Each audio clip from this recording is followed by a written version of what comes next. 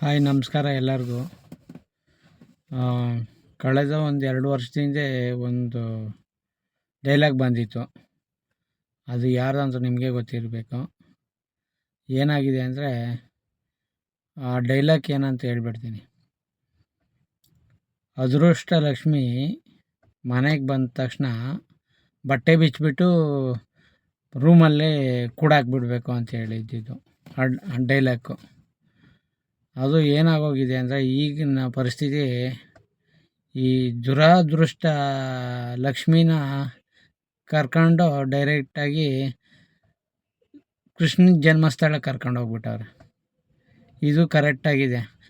Last time ಅಷ್ಟು ದೇವ್ರ ಬಗ್ಗೆ ಅವಹೇಳನವಾಗಿ ಮಾತಾಡಿರೋದು ತುಂಬ ತಪ್ಪು. ಹಂಗಾಗಿ ಈ ಪರಿಸ್ಥಿತಿಗೆ ಬಂದವ್ರೆ.